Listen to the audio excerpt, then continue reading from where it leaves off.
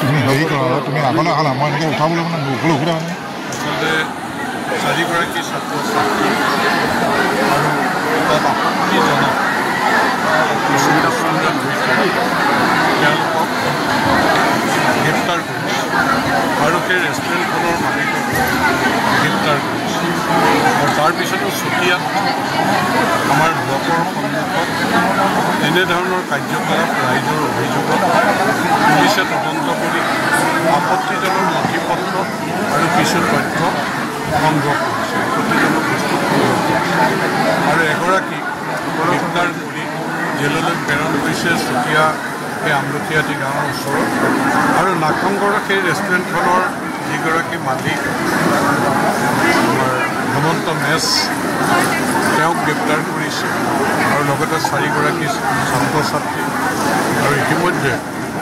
জেললৈ প্ৰেৰণ কৰিছে আৰু এইবিলাকৰ লগত জড়িত যোন আছে তেওঁলোকক সোধপোছ ইতিমধ্যে আৰম্ভ কৰিছে তদন্ত চলি আছে আৰু হয়তো ব্যক্তি গ্ৰেপ্তাৰ হোৱাৰ সম্ভাৱনা আছে আৰু ৰাইজে তীব্ৰ গৰিহণা এনেধৰণৰ কাৰ্যকলাপত জড়িত লোকৰ ওপৰত দৃষ্টান্তমূলক শাস্তি দিবৰ কাৰণে আৰু তীব্ৰ গৰিহণা ৰাইজে জনাইছে যে দুইখন সভা নাগশংকৰত পৰহি দিনা বিশাল প্ৰতিবাদী সভা জাতি ধৰ্ম বৰ্ণ নিৰ্বিশেষে দলমত নিৰ্বিশেষে সকলো ৰাইজ উঠি আহিছে আচলতে আজি চতিয়াত বিশাল ৰাজহুৱা সভা এই হলৰ বাহিৰে ভিতৰে মানুহ আচলতে মানুহ ভৰি পৰিছে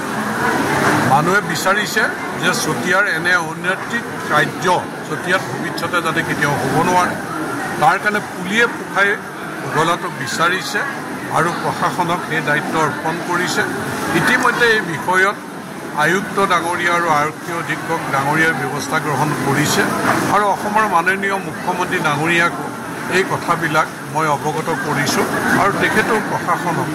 এই ধৰণৰ ঘটনা ভৱিষ্যতে যাতে হ'ব নোৱাৰে কঠোৰ হাতেৰে ব্যৱস্থা গ্ৰহণ কৰিবৰ কাৰণে জনাইছে তাৰ পৰিপ্ৰেক্ষিততে পুলিচ প্ৰশাসনে আজি জোৰদাৰ ব্যৱস্থা গ্ৰহণ কৰিছে আৰু ৰাইজে তেওঁলোকক সহযোগিতা আগবঢ়োৱাৰ প্ৰতিশ্ৰুতি দিছে যাতে পুলিয়ে পোখাই এই ঘটনাবিলাকৰ লগত জড়িত মানুহক তেওঁলোকে ব্যৱস্থা গ্ৰহণ কৰিব পাৰে তাৰ কাৰণে ময়ো জনপ্ৰতিনিধি হিচাপে প্ৰশাসনলৈ আহ্বান জনাইছোঁ তেওঁলোকে ক্ষিপ্ৰতাৰে যাতে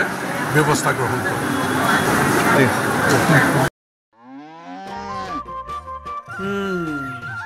মোৰ লখিমী কেইজনীয়ে ইমান বেছিকৈ গাখীৰ দিয়ে মনটো একেবাৰে ভাল লাগি যায় বিয়মৰ দানা খোৱাৰ পৰা মই বেছিকৈ লাভৱান হৈছোঁ